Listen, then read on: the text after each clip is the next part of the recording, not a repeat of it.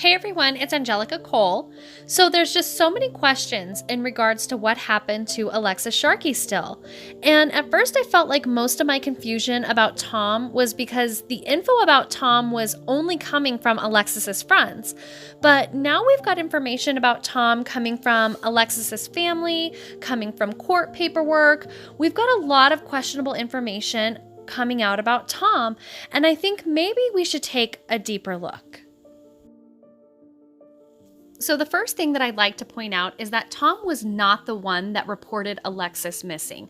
And this to me is always a huge red flag when the spouse or significant other is not the one who reports that person missing, because they obviously are the one who notices that they're missing first. So there just has to be, some kind of question as to why. Why wouldn't he be the one that reported her missing?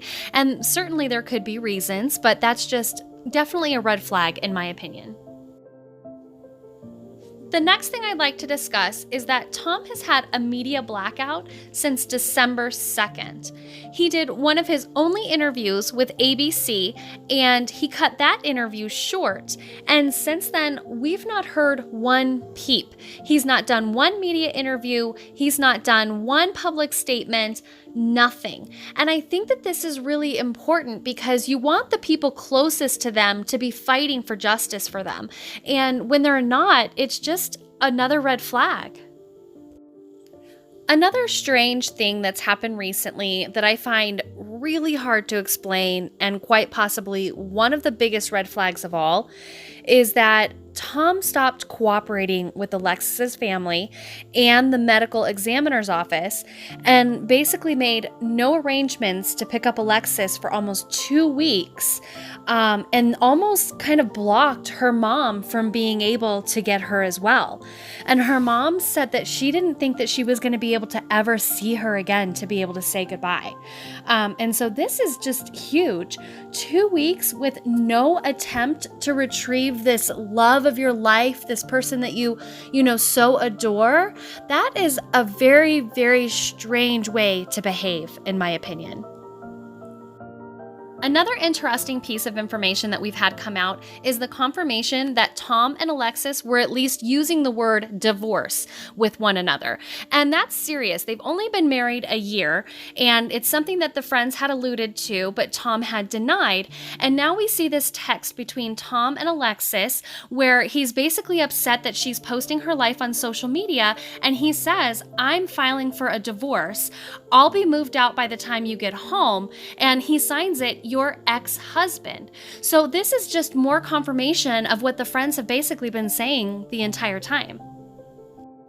In major contrast to what we've seen with Tom and his media blackout, Alexis's friends, on the other hand, have continued to do interviews. They've continued to take to social media and answer questions.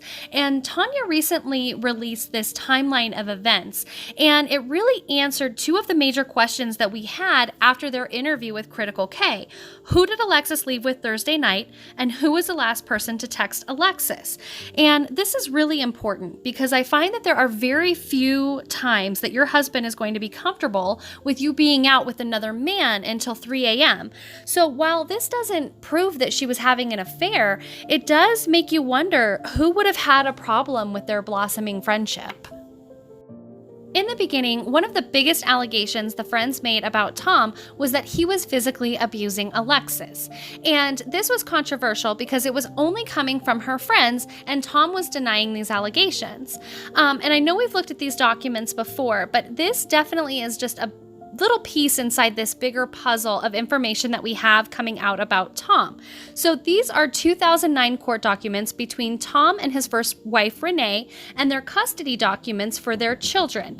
And there's some very important and telling statements in these documents. The person whose statements I find most compelling is Tom's mother, Joanne Sharkey, and she's basically testifying on behalf of his ex-wife, Renee. And they ask her, "Do you have any fears regarding your grandchildren going to Texas with your son?"